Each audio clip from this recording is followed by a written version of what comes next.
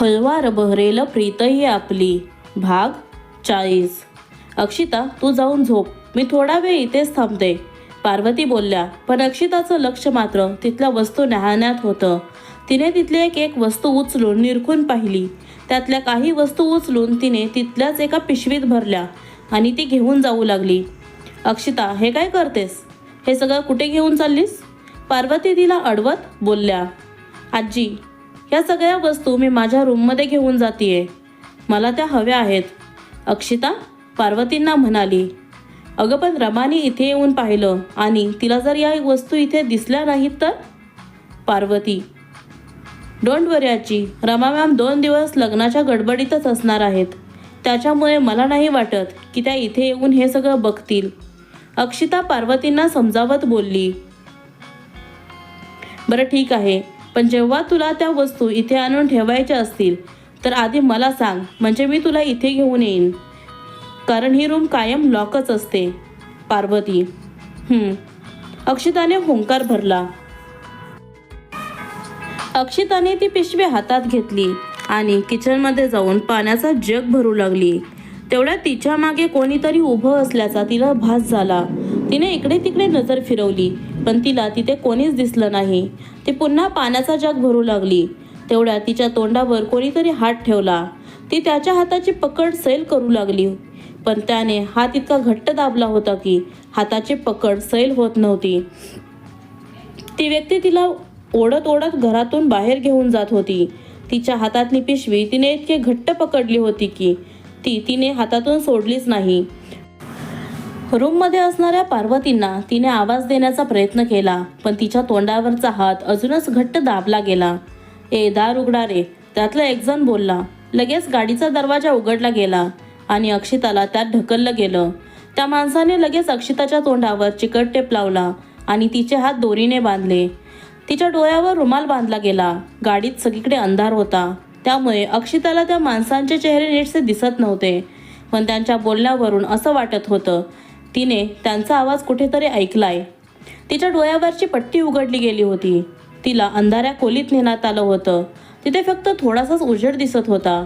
तिने स्वतःला वाचवण्याचा प्रयत्न केला, पण तिचे हात घट्ट बांधले गेले होते. तिने त्या माणसांचे चेहरे बघण्याचा प्रयत्न केला, पण अंधारामुळे तिला त्यांचे चेहरे दिसले नाहीत. कोण आहात तुम्ही आणि तुम्ही मला इथे का आणलंय?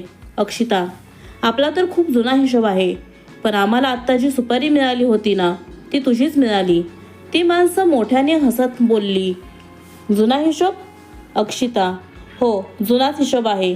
तो फक्त काही दिवसांपूर्वीचा आहे. आठवलं की नाही काही? नाही, मला काहीच आठवत नाहीये, पण तुमचा आवाज मला ओळखीचा वाटतोय. अक्षिता, तुम्ही दोघं लक्ष ठेवा रे हिच्यावर, आम्ही दोघं बाहेर जाऊन येतो, ते अक्षिताच्या बोलण्याला इग्नोर करत बोलले. अक्षिता मात्र स्वतःला सोडवण्यासाठी धडपडू लागली. दादा, पिहू त्याच्या रूममध्ये धावत पळत आली. का ग, काय झालं? इतकी का घाबरलीस? वीर, अरे दादा, अक्षिता घरात नाहीये. पिहू? वीरला म्हणाली. मागच्या वेळेसारखी गेली असेल कुठेतरी, येईल थोड्या वेळात, वीर पिहूला म्हणाला.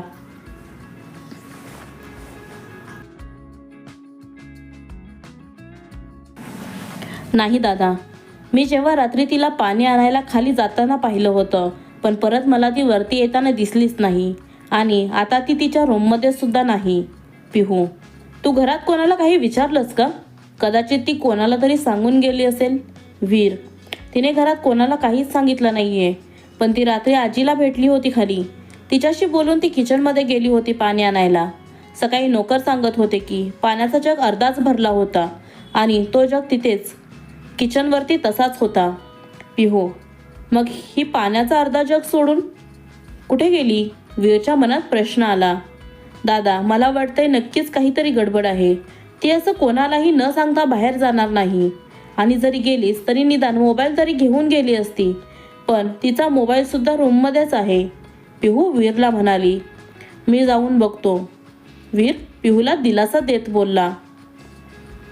थांब दादा, मी पण येते तुझ्यासोबत. पिहू, नाही नको, तू इथे थांबलीस तर तू कमीत कमी सिच्युएशन तरी हँडल करायचा प्रयत्न करशील, असं बोलून वीर तडक रूममधून बाहेर पडला.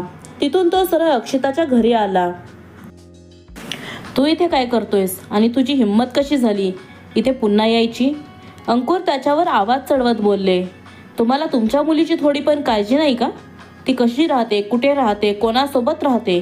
का तुम्ही एकदा घरातून मुलीला बाहेर काढलं की तिचा आपला काहीच संबंध नाहीये एवढंच मनात नक्की करून ठेवलंय तुम्ही? वीर त्यांना प्रश्न करत बोलला. हो, नाही आहे आम्हाला तिची काळजी अजिबात, आणि नाही आहे ती आमची मुलगी. अंकुर त्याच्यावरती आवाज चढवत बोलले. अहो विचारा तरी, ती कुठे आहे, ती कशी आहे? तुम्ही सगळे संबंध तोडून टाकले का तिच्याशी? अंकिता, तू इथे का आलायस ते सांग आधी. अंकुर अंकिताकडे दुर्लक्ष करत बोलले. अक्षिता घरात नाहीये. मला वाटलं की कदाचित इथे आली असेल म्हणून तिला इथे शोधायला आलो होतो. पण जर ती इथे नाही तर मग ती गेली कुठे? वीर, तुम्ही तिला स्वतःच्या जबाबदारीवर घेऊन गेला होतात ना, मग तुम्हाला तिची नीट काळजी घेता येत नव्हती का? अंकुर पटकन बोलून गेले. तुम्हाला हे कोणी सांगितलं? वीर, काय? अंकुर प्रश्नार्थक नजरेने त्याच्याकडे पाहत बोलले.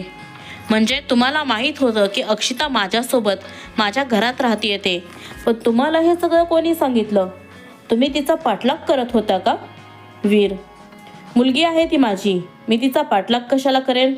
भलेही मी तिला घरातून बाहेर काढलं होतं, पण मी माझं बापाचं कर्तव्य हे विसरलो नव्हतो. अंकुर, मग तुम्हाला हे सगळं कसं माहीत? अंकिताने अंकुरना प्रश्न केला. मी ही सगळी माहिती नंदिनीकडून घेतली आहे. आधी तर ती मला हे सगळं सांगायला नाही म्हणत होती, पण जेव्हा मी तिला अक्षिताची शपथ दिली तेव्हा तिने मला सगळं सांगितलं की ती तुमच्यासोबत तुमच्या घरात राहते आणि आता तिची दुसरीकडे राहण्याची सोयसुद्धा झाली आहे. ती थोड्या दिवसात तिथून दुसरीकडे जाणार आहे. ती जिथे राहायला जाणार आहे ती जागा सेफ आहे की नाही त्याच्या बाबतीत मला खात्री नव्हती, म्हणून मी स्वतः जाऊन ती रूम पाहून आलो. आणि मग मी नंदिनीला सांगितलं की अक्षिता तिथे राहू शकते, आणि तुम्ही मला म्हणताय की मला तिची काळजी नाही आहे. भले एक बाप त्याचं दुःख दाखवू शकत नाही, पण त्याच्या मनात आपल्या लेकीविषयी असणारी ओढ, माया, प्रेम, काळजी तर असतंच ना? अंकुर बोलले आणि अंकिताच्या डोळ्यातून अश्रू ओघळू लागले. पण तरीही तुम्ही तिला घरातून बाहेर का काढलं होतं जर तुमच्या मनात तिच्याविषयी एवढं प्रेम आहे तर? वीर, अक्षिता लहानपणापासूनच खूप घाबरट होती. मी तिला खूप वेळा समजावलं होतं की या जगात घाबरून राहिलं तर काहीच हाती लागणार नाही, पण तरीही तिने माझं कधी ऐकलंच नाही. पण ज्या दिवशी जेव्हा तिला त्या गुंडांनी नेलं होतं तेव्हा तिच्या चेहऱ्यावरची भीती स्पष्ट दिसत होती, आणि त्यावेळेला आम्ही तिला आधार दिला असता तर तेव्हा तिच्या मनातून भीती घालवण्याचा जो आमचा प्रयत्न होता तो कधीच यशस्वी झाला नसता. म्हणून मग मी तिला त्याच रात्री घरातून बाहेर काढलं, जेणेकरून तिच्या मनात जी भीती आहे ती निघून जाईल आणि ती या जगात न घाबरता जगू शकेल. अंकुर, पण मग अक्षिता गेली तरी कुठे? अंकिता, मला वाटतं आपण पोलिसांमध्ये कंप्लेंट करायला हवी. वीर, ठीक आहे, आपण आत्ता जाऊन पोलिसांमध्ये कंप्लेंट करूया. अंकुर, मी पण येते तुमच्यासोबत, अंकिता बोलल्या. वीरने फक्त हुंकार भरला. ते तिघेही पोलीस स्टेशनमध्ये निघून आले. वीरने आतमध्ये जाऊन कंप्लेंट फाईल केली आणि लगेच पोलिसांना तिला शोधण्यासाठी सांगितलं. ती रात्रीपासूनच मिसिंग आहे हे पोलिसांना कळताच त्यांनी लगेच तातडीने तिचा शोध घेण्यास सुरुवात केली. दादा, अक्षू सापडली का? पिहू, नाही, अजून तर तिचा काहीच शोध लागलेला नाहीये. आम्ही पोलिसांमध्ये कंप्लेंट केली आहे. वीर, आम्ही म्हणजे? पिहू, ते मी तुला घरी आल्यानंतर सांगतो, पण आता घरी सिच्युएशन कशी आहे? वीरने तिच्याकडे घरची सिच्युएशनची चौकशी करत विचारलं. आतापर्यंत सगळं ठीक आहे. थोड्याच वेळात लग्नाचा मुहूर्त सुरू होईल. तुमच्याकडे फक्त 1च तास आहे.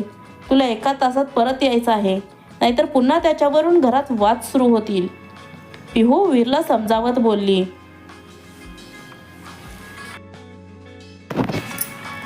मी 1 तासात अक्षिताला काहीही करून शोधून काढेनच. त्याचं ते बोलणं ऐकून अंकिताच्या डोळ्यात पुन्हा पाणी आलं. तुम्ही अजिबात काळजी करू नका, अक्षिता आपल्याला सापडेल, आणि तसंही आपल्या मदतीला पोलीस सुद्धा आहेतच ना? वीर त्यांना समजावत बोलला. अंकिता डोळे पुसत बोलल्या. वीरने त्याचा मोबाईल ओपन केला. त्याने त्याच्यावरती काहीतरी बघितलं आणि त्याने लगेच पोलिसांना तसं सांगितलं. हे सगळं तुम्ही आम्हाला आधी सांगायला हवं होतं मिस्टर वीर. हे आपल्यासाठी खूप इम्पॉर्टंट आहे.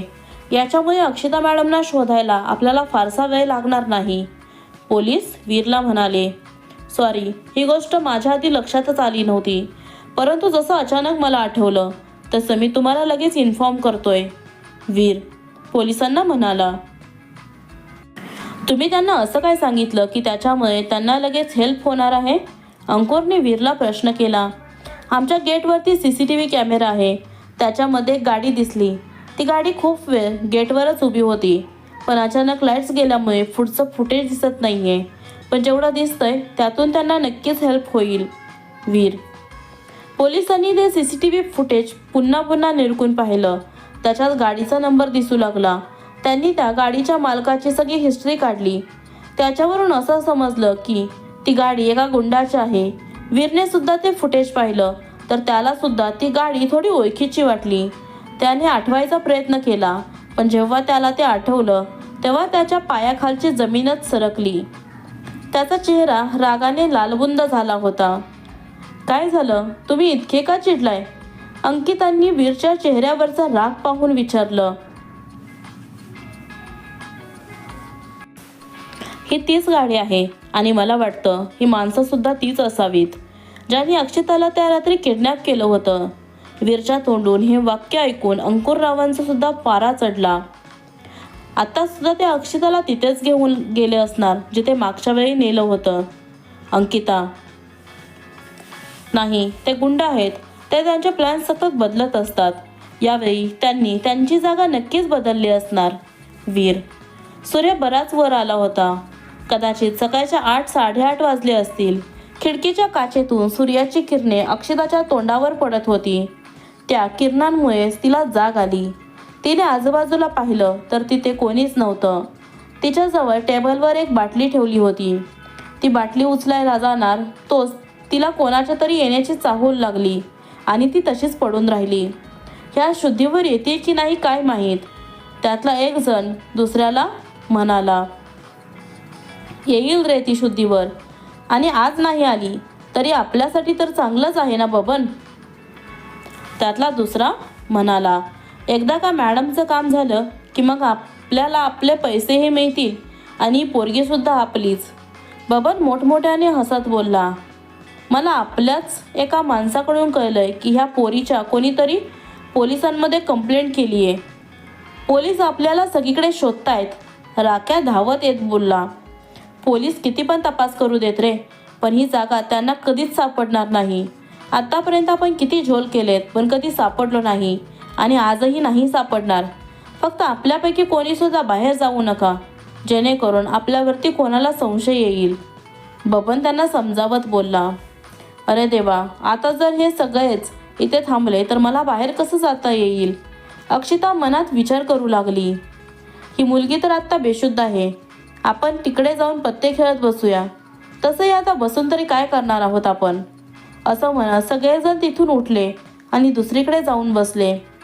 अक्षिता, हाच चान्स आहे इथून बाहेर पडायचा. बॉटल घेतली तर फुटल्याचा आवाज तर होईल, त्यापेक्षा या बांधलेल्या हातासही तिथून बाहेर पडावं लागेल. निदान बाहेर कोणाकडून तरी मदत तरी मागता येईल. तिने मनात विचार केला आणि तिथून हळूहळू सरकत बाहेर जाऊ लागली. तिच्या मागच्या बाजूला एक विंडो होती. तिने ती हळूच सरकवली. त्यातून बाहेर उडी मारली. तिने बाहेर उभ्या असलेल्या माणसांना मदतीसाठी बोलावलं आणि तिचे हात सोडवून घेतले. ती तिथून रिक्षा शोधू लागली, पण ती खूप वेळ एका जागी थांबू शकत नव्हती. म्हणून ती पळत रिक्षा थांबवण्याचा प्रयत्न करत होती, पण कोणीही रिक्षा थांबवायला तयार होत नव्हतं. पिहू, तू जाऊन बघ वीर तयार झाला का ते, नाहीतर मागच्या वेळेसारखं अचानक गायब व्हायचा. प्रकाशराव पिहूला म्हणाले. हो बाबा, बघते. पिहू कसंबसं बोलली, पण तिच्या मनात सुद्धा धाकधूक होतीच. वीर, मला वाटतं की आपण जाऊन तिला वेगवेगळ्या ठिकाणी शोधायला हवं. अंकुर, मलाही आता तसंच वाटायला लागलंय. असं म्हणत दोघेही वेगवेगळ्या दिशेला तिला शोधू लागले. अहो, अक्षिता बरी असेल ना? अंकितांनी काळजीने विचारले. बरी असेल ती, तू काळजी करू नकोस, अंकुर तिला धीर देत बोलले. पण त्यांच्याही मनात अनेक विचार येत होते. इकडे मात्र वीरच्या तळपायाची आग मस्तकात जात होती. त्याने गाडीची स्पीड इतकी वाढवली की आता त्याची गाडी कुठे जाते आहे त्याचं त्यालाही कळत नव्हतं. त्याला फक्त काहीही करून अक्षिताला शोधायचं होतं. त्याचं मन सैरभर झालं होतं. पिहू, वीर तयार झाला की नाही? प्रकाशराव, अगं बघत काय उभे आहेस, जाऊन बघ ना, लग्नाला फक्त 15 मिनिटं बाकी आहेत. रमा, दादा तयार होतोय, पिहू बोलली. आज आई वडिलांशी असं खोटं बोलताना तिलाही जड जात होतं, पण तिचाही नाईलाज होता. हे सगळं तर ती अक्षितासाठी करत होती.